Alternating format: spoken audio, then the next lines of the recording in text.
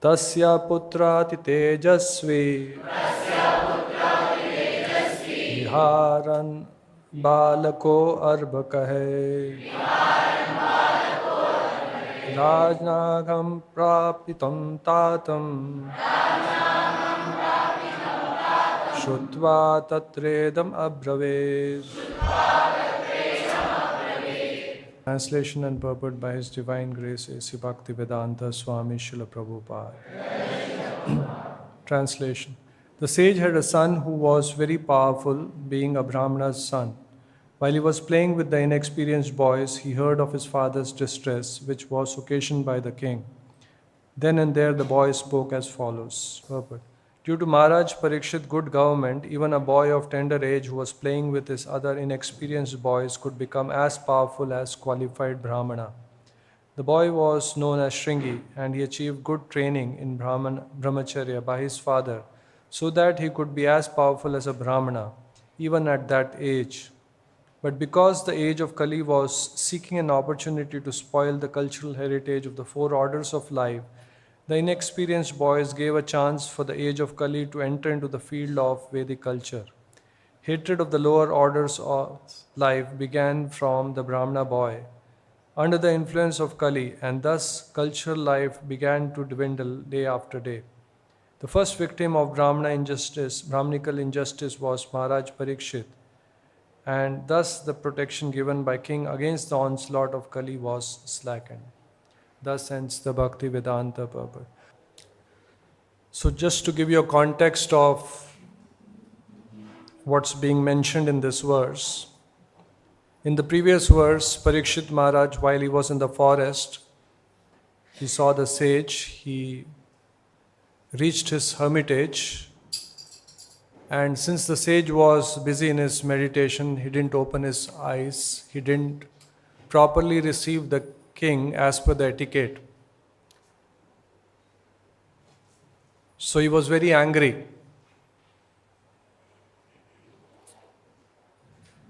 Many leelas which are mentioned in the Bhagavatam, if we understand in the context of the divine plan of the Lord, we'll be able to understand them correctly. One may question, if Parikshit was such a great devotee of the Lord, why did he become angry? Why did he feel insulted just because he was not received respectfully? In fact, a devotee of the Lord is very tolerant. Like Chaitanya Mahaprabhu says, Trinadapi suni chena. He is more tolerant than a tree. He is humbler than a blade of grass. So overall, it's a divine plan of the Lord. As we all know, there are 4 cycles, 4 yugas, Kali Yuga, Treta Yuga, Satya Yuga, Dwapara Yuga. And Kali Yuga had to begin. So Shringi, who is the Brahmana's son, so what did Parikshit do? When he felt insulted, he took a dead snake which was lying nearby and put it around the neck of the Brahmana.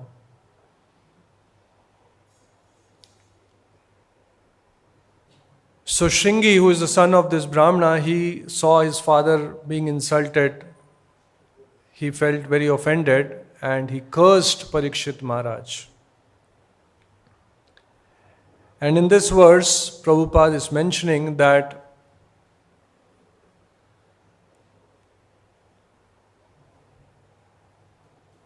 the influence of Kali, when there is a strong king like Parikshit Maharaj, good governance means to protect the citizens, Kshatriyas, and also protect the kingdom from the influence of the sinful habits, sinful tendencies like meat eating, intoxication, gambling, illicit sex, which is very rampant in present times because we are in mid of Kali Yuga. And thus cultural life began to dwindle day after day. So since Parikshit Maharaj was cursed, and then he was cursed to die in next 7 days. So the world lost a great king like Parikshit Maharaj, and once the king is not very strong, then things start deteriorating. The first victim of Brahmanical injustice. Now, Shringi was a Brahmana boy. Injustice, Brahmanical injustice against the lower orders, like Kshatriyas, Brahmanas, Kshatriyas, Vaishyas, Shudras. So it says the injustice of the Brahmanical injustice began with Parikshit Maharaj. To curse Parikshit Maharaj to die in 7 days was not appropriate, even if we were to evaluate what Parikshit Maharaj did. But Parikshit Maharaj, instead of counteracting or counter-cursing Shringi, he accepted it. He went to the bank of Ganges, heard the Srimad Bhagavatam and died remembering the Lord.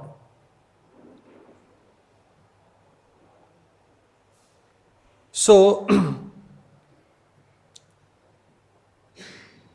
as I mentioned earlier, we are in Kali Yuga, and Kali Yuga is,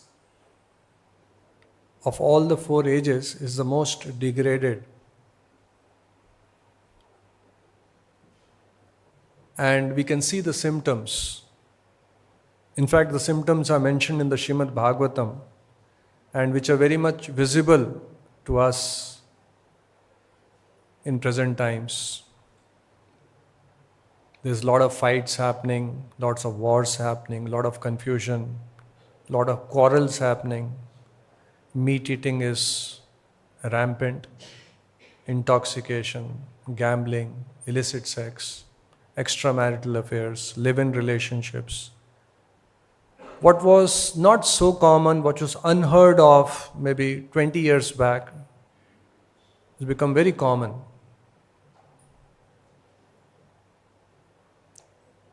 So as devotees of the Lord, yes, we have a duty to see how we can reach this message, distribute the holy name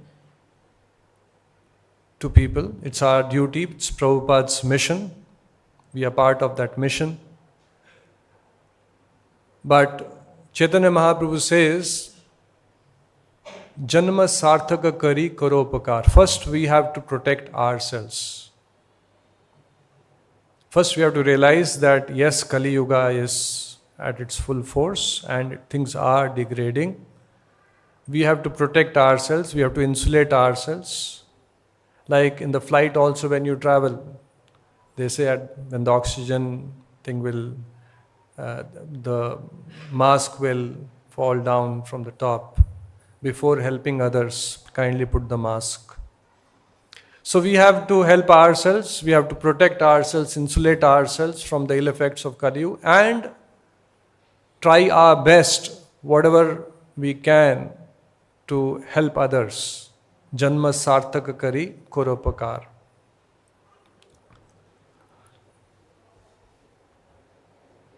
Many years back, I came across this story. In fact, it's not a story. I saw a television, this episode.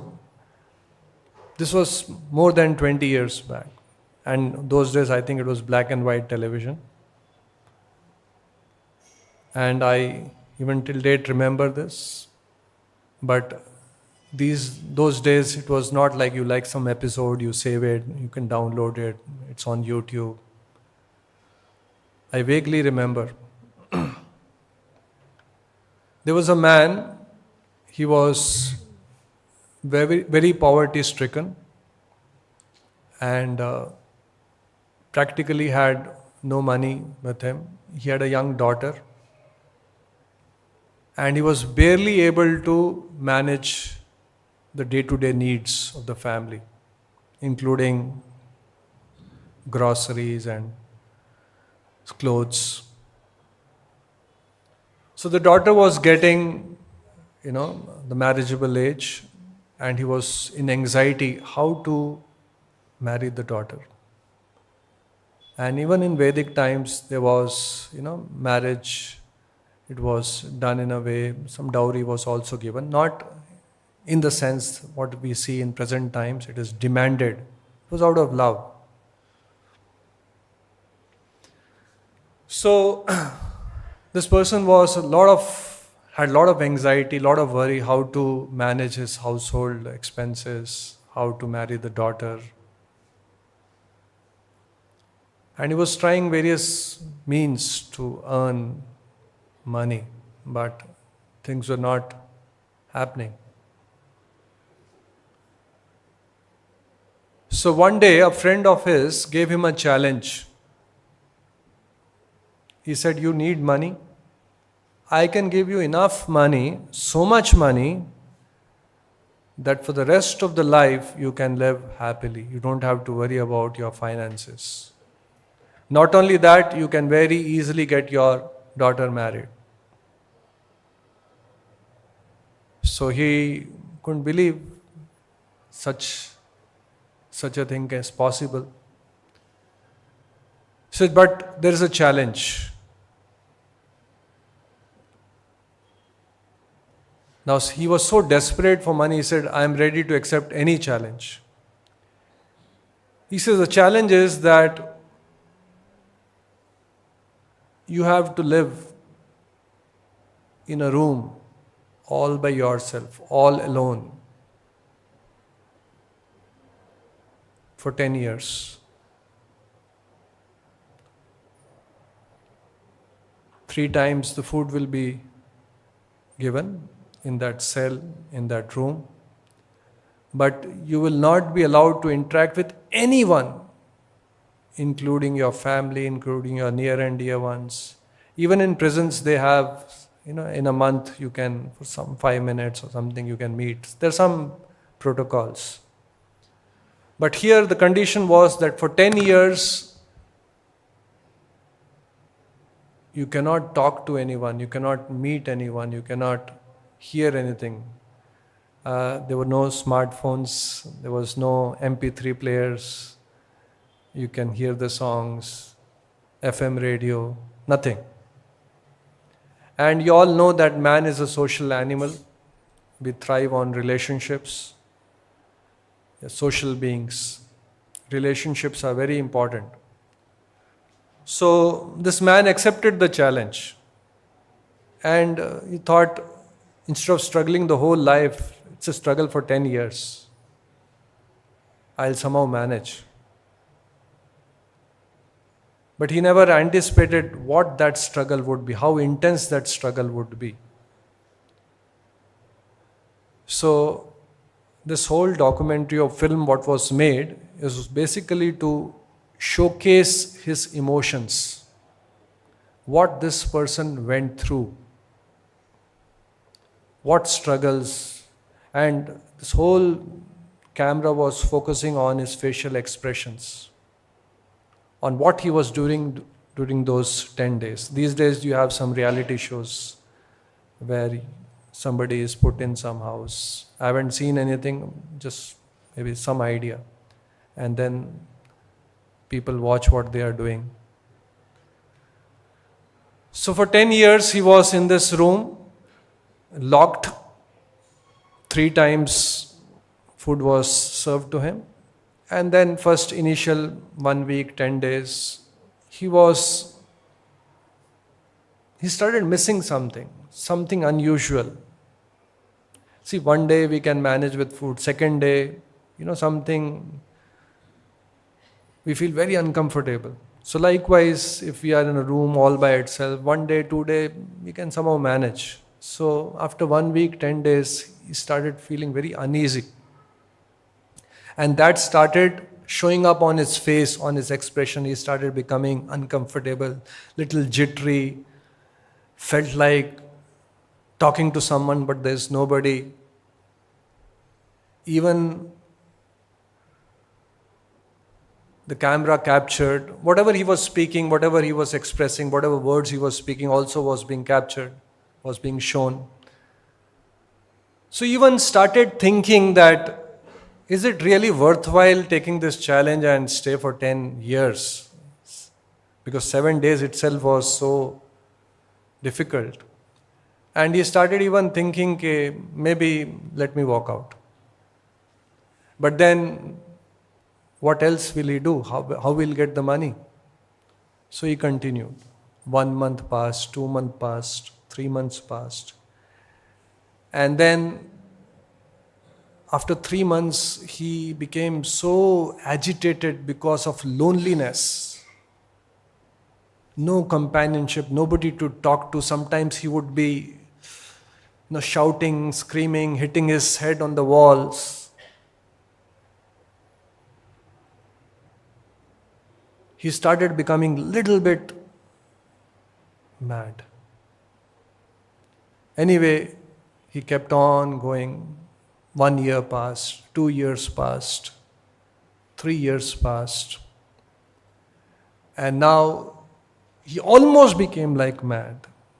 He had big beard, hairs not combed, maybe not bathing daily, and at times screaming, at times howling. The camera would capture, he would be lying for hours together on the floor. No proper time for sleeping. We all have a schedule. Morning we get up, we have to go for work. Somebody comes, meet, and then night time comes, we sleep.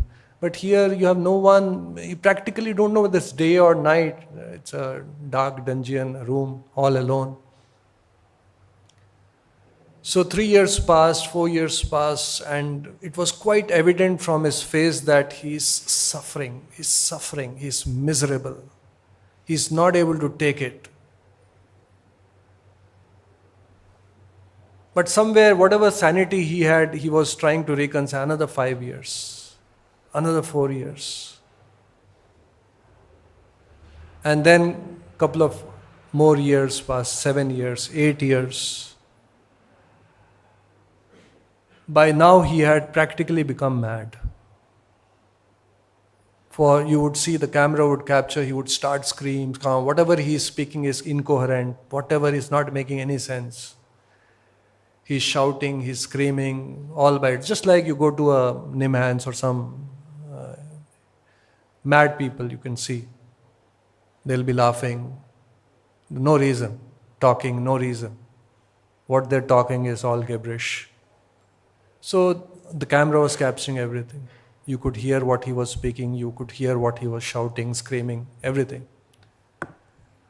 Now 9 years passed.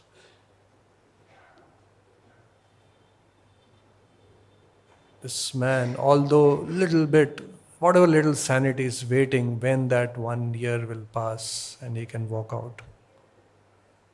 Sometimes some very interesting thing which has to happen or some very important festival or something. So we wait, countdown starts. 30 days left, 35, 28 days left. So in his mind probably the countdown had begun. So then, I clearly remember, somehow he got a copy of Bhagavad Gita.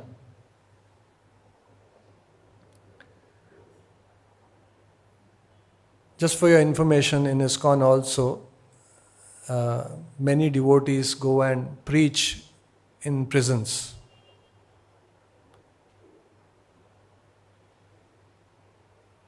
And just for your information, not everyone who is behind bars or who is in prison is quite possible they could be innocent people also. Not everyone is hardcore criminal. So devotees go and many times the Gitas also are distributed. So somehow this person got the Gita, and so the camera is now, what is he doing with the Gita? He is all alone, all the time in the world, nothing else to do. Started reading Gita. So initially when he was reading Gita, it was quite evident from his face, facial expression, it is not making any sense to him. probably is not able to understand what is written. Like it happens when you first try to read Gita, it may look like it's very philosophical, and maybe for some it may be difficult to understand. So he started reading, and then it was quite evident that it is not interesting, it is not making any sense, so he would,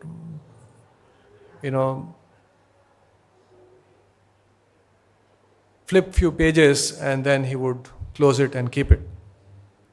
Again, he would pick up after some time or maybe after a few days.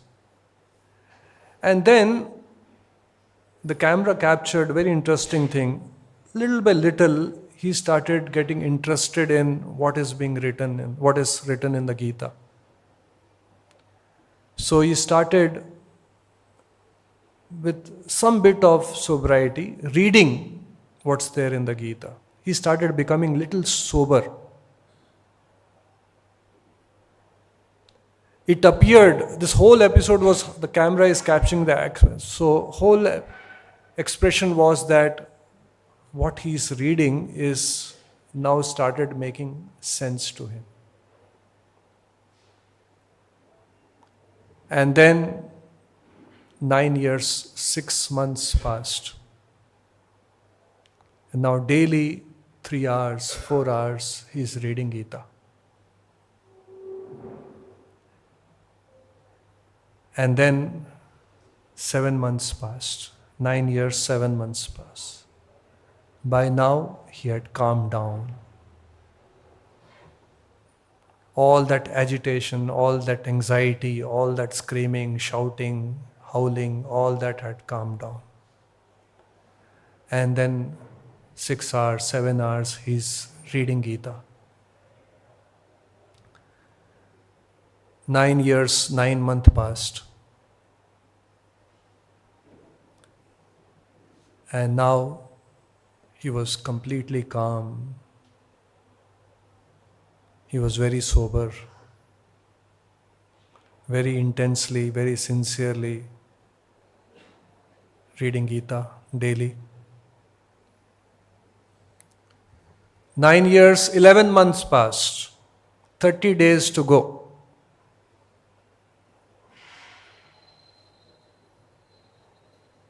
And you could see from his face there is some bit of divinity reflecting. Some sages, very austere, you can see from their face. So the camera captured that. Very calm, very sober, very serene, very contentment reflecting on his face. 10 days left. 9 years, 11 months, 20 days over. He started experiencing so much of joy, so much of bliss, so much of happiness reading Gita, that started feeling that whatever I had to gain in life, whatever I want, I've already achieved. After all, why we need money? Why we need, ultimately the common denominator in everyone's life, whether somebody needs money, somebody needs adventure, somebody is fond of traveling, somebody is fond of renunciation, somebody is fond of different hobbies, ultimately it's for happiness, feeling good.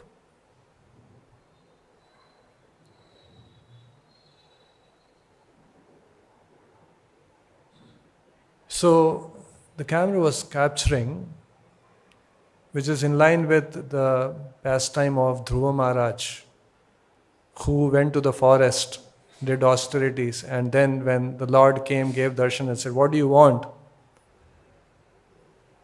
He says, "I don't want anything. Now that I have got it, Kachan vichinvan api divya ratnam swamin kritharthosmi varam na yache." Oh Swamin, I was looking for broken pieces of glass. Now that I have got you, which is like valuable jewel, what I was looking for was nothing. I don't want any varam. I don't want any benediction. I just want you. Because now that I have you, I have everything. So maybe the inspiration from this particular pastime, so this person, 9 years, 11 months, 1 day left for him to walk out of that room with that huge sum of money. He felt that money is not required. Now that he has everything, he has understood the purpose of life, he has understood the message of Krishna.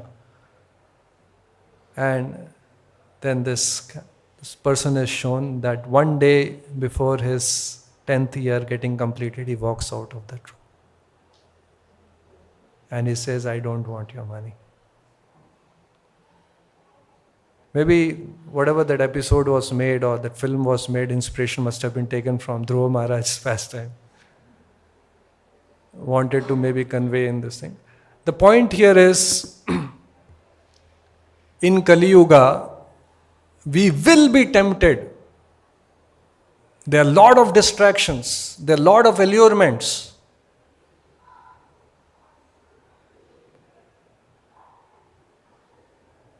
And as time is passing by, it's on the rise. Many of us may not be even aware that we may already be addicted to smartphones.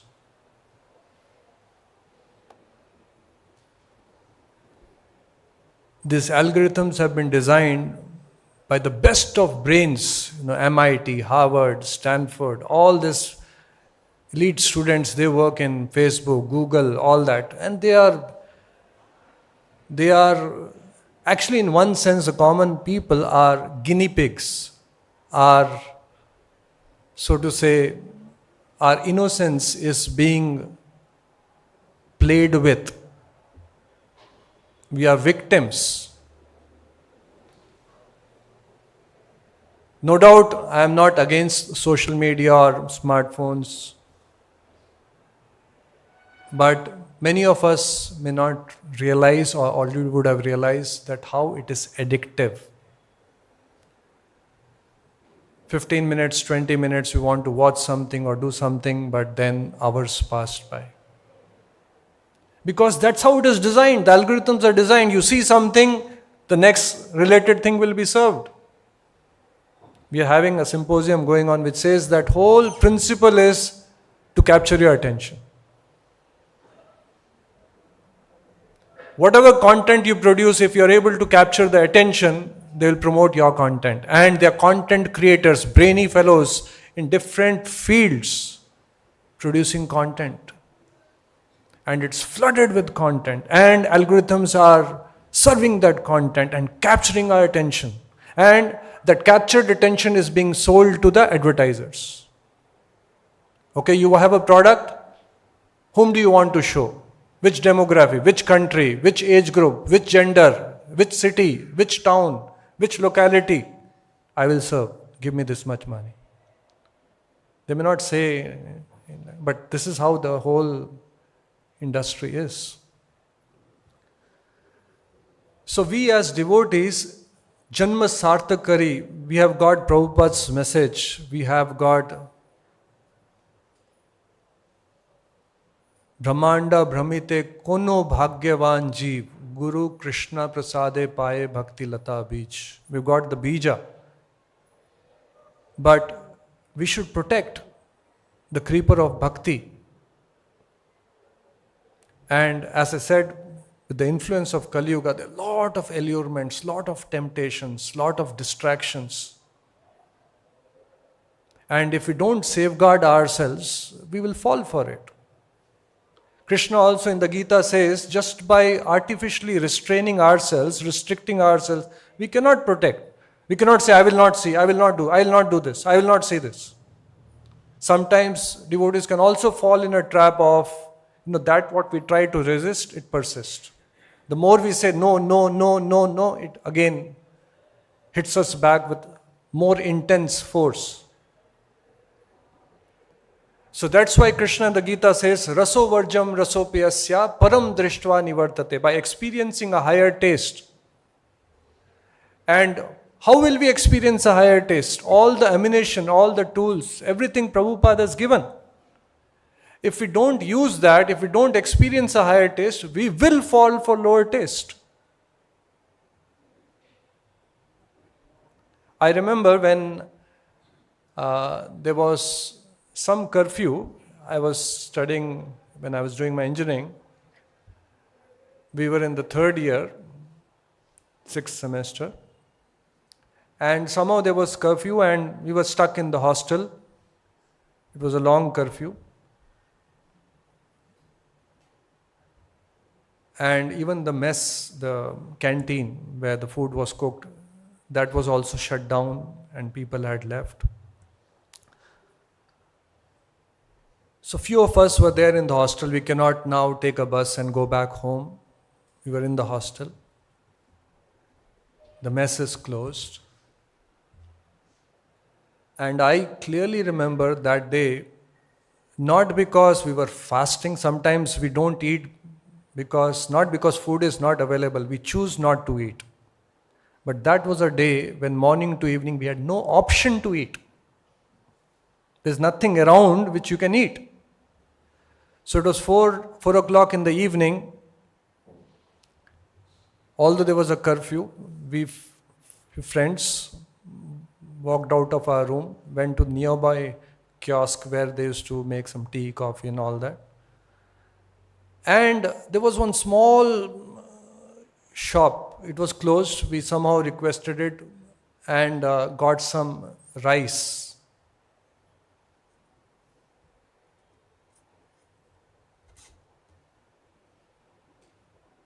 I can relate with what is hunger. It was 4 in the evening, not eaten since morning, maybe previous night also not eaten. Got some rice. There was nothing, no vegetable, no dal, no masala, this thing and all that. Came back to the room, and in hostel rooms, some of you may be able to relate with what I am saying. Maybe times have changed. So we used to have those electric heaters, raw coils, and then some pan to boil water or to make tea sometime. And in hostel, typically that pan is full black because you don't wash it so often, or maybe you don't know how to wash it. So came back to the room, had never cooked rice. No idea how the rice is cooked, but circumstances were such you have to, necessity is the mother of invention. So put the rice, put the water and put it on that heater. And slowly that water started boiling, and no idea how much it has to boil, how long it has to boil. And first time in my life, I saw black rice. We have heard of brown rice, red rice. I saw cooked black rice. And a couple of my friends, we had an option either to throw it. Visual thing was to throw it, but stomach was saying, no, eat it. And we ate it. I guarantee if anybody were to see that rice, you will spit at the thought of eating it. But if you have no option, you will eat it. So same is the case with us. If we have no higher taste, if you're not relishing higher taste, if you're not chanting daily, regularly, Kaler dosh nidhe rajan asti ekod mahad gunat kirtanad eva krishnasya. Krishna also talks about how you can be like a lotus in a dirty pond, untouched by the dirt of the pond. So, Prabhupada has given us everything. The higher taste is there. nice, wonderful kirtans, deities. We can come, we can spiritually rejuvenate, recharge. The temples are like oases. It's like a desert outside. Desert in the sense, although it may be raining, we may have green parks or something like desert of material existence. We are parched, we are thirsty. A real pleasure is not there, and we are hankering for that. So it is Prabhupada has given us the morning sadhana. Raso varjam rasopiyasya param drishtva nivartate.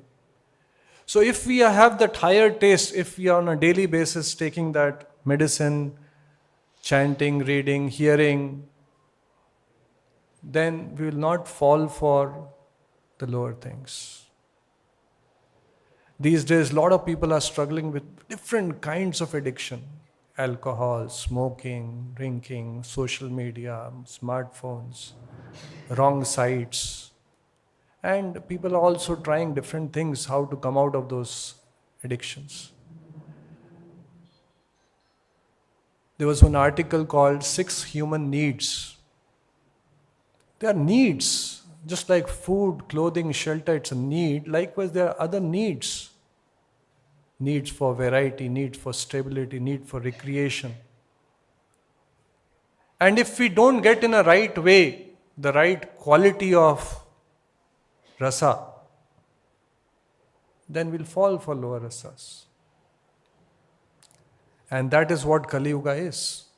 The higher taste is missing in people, and that's why people are just helplessly falling for the lower tastes. So, we can always blame. People hope against hope, the new government will come, अच्छे दिन आएंगे. अच्छे दिन आने वाले हैं. Yesterday in the symposium, somebody was saying how the campaign is made, political parties, they strategize. People believe अच्छे दिन आने वाले हैं and they vote. Unless our consciousness changes, unless our... One thing is very clear, you all can relate with this. We always think that if I achieve this, I'll be happy. A small story. There was a person, a king living in a palace, but somehow he was not happy. Always, sad, morose. Even though he was living in a palace, had everything, all the opulence, all the luxuries, everything at his beck and call, but not happy. And whenever he would come on his balcony, he could see at a distance, there was one small hut made of thatched roof. And the person staying, that farmer who was staying in that hut, whenever he would walk, he would just be fully jubilant, smiling, happy, singing, dancing. So the king became jealous, became envious. What is this? I have everything and I am not happy. This person is smiling. This happened with me also. When I was, my father was in public sector, we used to live in a big bungalow. And, everything was there, all facilities was there. Somehow exam time, lot of stress, tension, anxiety. And there was one servant in servant quarter. He would be coming and then he would have a transistor and he would put some film song and he would, smile and I used to also feel, he's smiling, he's happy, living in a servant quarter. We're living in a big bungalow, and same is the case with most of the people. Don't think Mukesh Ambani is fully happy, although he may show. Same is the case with everyone. Because real happiness is a different commodity. Money cannot buy that. Money is important for, money can buy us lot of goods, lot of materials, lot of things, but not necessarily person who has money is happy.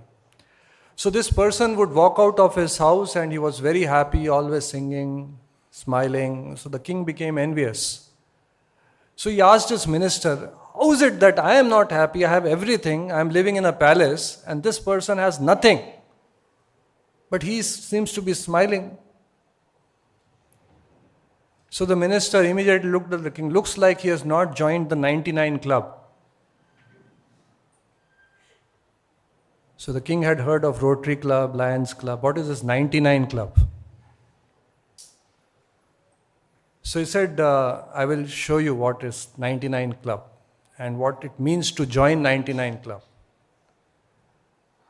So then this minister took a bag of 99 gold coins and one night quietly went and placed this bag outside the door of this hut. So next morning the farmer, he came out of the house, he saw something very unusual just outside the door. He saw a bag, he became curious, he picked up the bag, he opened the bag and he was delighted. Gold coins. He didn't know how many. So when you get something, some lottery, so curiosity is that, okay, how much?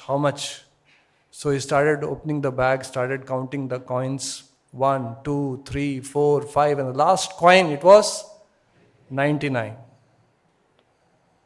So he said, something is wrong. One coin is missing. Generally, if you get a bundle of notes also, it could be either 100. So, many times you don't even count. Somebody says this is a bundle of 100. It's 100 notes. So he counted again. 1, 2, 3, 4, and the last coin he counted 99. So you should be happy or sad?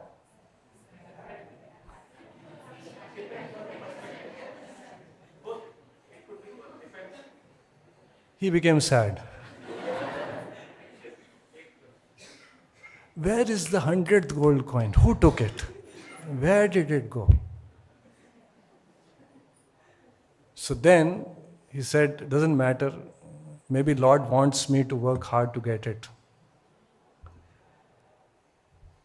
So till then he had lived a very carefree life, happy-go-lucky, merry life. And then from that day onwards, he started working hard to earn enough money so that he can collect enough money, buy a gold coin and have the satisfaction and happiness that he has 100 gold coins. Earlier he used to very leisurely come out of his house. Whatever time he would feel, he would work and then come back, relax. And then now, he would go out of his house early in the morning, 8 o'clock, work very hard, come back late, stressed, anxiety. And the king noticed that from his balcony. Suddenly, what has happened to him? There's no longer smile on his face. He's always stressed out, coming back late to his house. So the minister, now he has joined the 99 club. So all of us can laugh, but we are also part of this 99 club. What is 99 club? 99 club means you have 99 things to be happy. 99 things in your life which are good to be grateful for, to be happy, to be delighted, to be thankful, to thank Lord Krishna, you have given me so much. But we are crying, waiting for one thing to happen when we will be happy, when we will go back to Krishna and say, thank you Krishna, you have given me so much. If that is our state, we will never be happy. And most of us are not grateful at times, even as devotees, sulking, finding faults, criticizing, blaming, blaspheming. How will we experience higher taste? higher taste is not just, okay, chanting is very important, reading is very important, but what do we do the rest of our day? Are we always sulking, complaining, blaming, finding faults, cursing people, cursing others, cursing the environment, cursing the traffic? Or counting our blessings. Krishna, you're so kind. Krishna, you're so merciful. Prabhupada, you have given me so much. You have given me the holy name. I am so rich. I am so fortunate. I have everything in this world.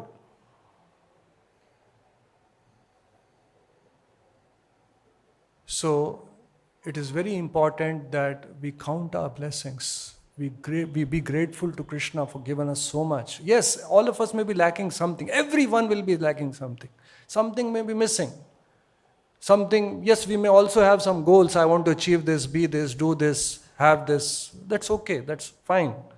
We are not saying that life should be completely bland. Yes, we should be contented with what we have, and for the sake of doing good to others, we should have some goals. Prabhupada also had aspirations. There's nothing wrong in having aspirations. I have to distribute more books, reach out to more people, open more temples. But goals not because I'm lacking something. And with the hope, with the desire that one day when I have that, I'll be happy. Then it's a rat race and there is no end to it. I remember when I was in 10th, my father used to tell me, if you get good marks in 10th, your life is done. Then, everyone is laughing because you have also heard from your parents. Then same thing repeated in 12th. But 12th it was with more force. Beta, this is the time when you get in good engineering college, then whether 4 years, 5 years, at least you'll be an engineer. But after you get into engineering college, it's a rat race. Always, there is a book written by a professor in MIT who did his studies in MIT and later on he became a professor, and he has written a book on happiness. And he says, when I went to MIT, I was very excited because it's the most elite college, the best of the students from all over the world getting into it. It's a very prestigious college. Some of you have heard of MIT. So he says, I was very happy. And when I took admission, all the students were so happy. We had the welcome address and everyone was so, our life was done. In 7 days, that happiness was gone. And then in that book, he shares the statistics. He says, about 30% students in MIT go through phases of depression. And some 8% of that depressed students get into such heavy depression that they even are not able to continue with their studies. And then he did research on this subject called happiness to find out why is it that people are not happy even though they are in such prestigious college. All the people who would pass out from MIT would get, the best of jobs and best of companies, earn the best of salaries. Why they are not happy? Then he said, we are working with a paradigm that if I get this, I'll be happy. Just like if I get admission in MIT, I'll be happy. That happiness will last for a few days. If I get promotion, I'll be happy. If I get a child, I'll be happy. For a few days, you'll be happy. If I get a new car, I'll be happy. If I get a bungalow, I'll be happy. But as a soul, Atma, we are looking for a different happiness. We are Sat, Chit, Ananda. Constitutional happiness is a different commodity. That's why Prabhupada emphasizes spiritual happiness. Material happiness, spiritual happiness. Higher taste comes when we are relishing spiritual happiness. And when we relish spiritual happiness, we'll be able to give up material happiness. That's why many of us would have come across when we take up Krishna consciousness, automatically our inclination for going for movies, going for some restaurants outside, it automatically goes down. So So that professor, in that book, he writes that how this paradigm is, if I get this, I'll be happy. If I get this, I'll be happy. The paradigm should be different. The paradigm should be that I already have so much. If I am not happy with whatever I have, 99 things which I have, what is the guarantee if I get the 100th thing, I'll be happy?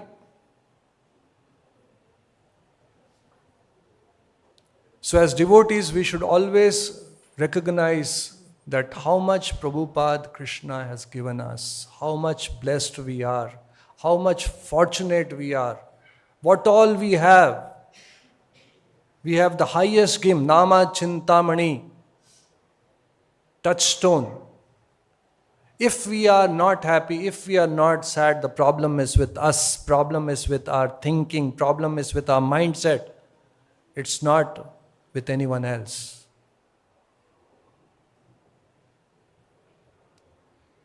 So to recap, whatever we discussed, Kali Yuga, it's in full force.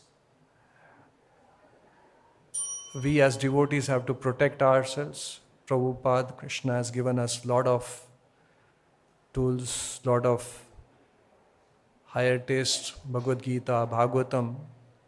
We have to do our sadhana nicely, protect ourselves, insulate ourselves, experience this higher taste, and try our best to help others. That is what Prabhupada is expecting from us. That will make our human form of life successful. We'll stop here. Anyone has any question, anything like to ask? One question probably we can do. Hare Krishna Prabhu, from many years I had a desire that I should attend Kumbh Mela, like 99 Club. So Kumbh Mela. Kumbh Mela, because my father was in a traveling job, so he used to go Allahabad, now called Prayagraj. So now when I come here, today I feel it's Kumbh Mela.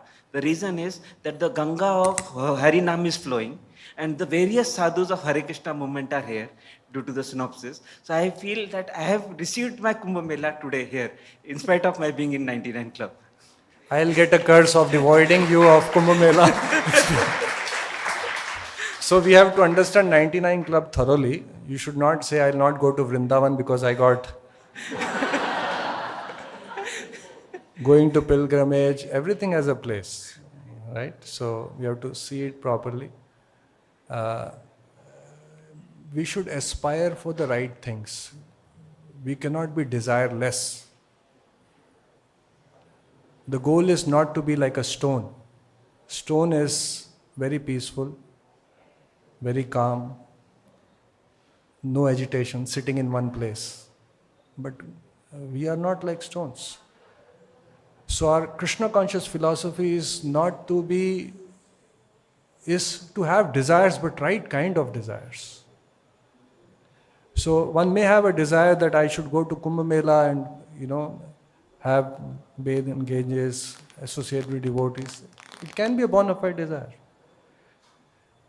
May not be necessarily, because unless you go there, you will not be happy. Just we need variety, we need association of devotees. It's a human need also to travel. So little bit intelligently we have to see. Some desires are bona fide desires. Like Prabhupada, he had so many desires. Spiritual desires we can have. I want this. I want this temple to be built. So we have to little bit be careful. Sometimes we can think that any desire is wrong. We can have desire which are authorized and which are bona fide. We'll stop here. Granth Raj Srimad Bhagavatam ki Srila Prabhupada ki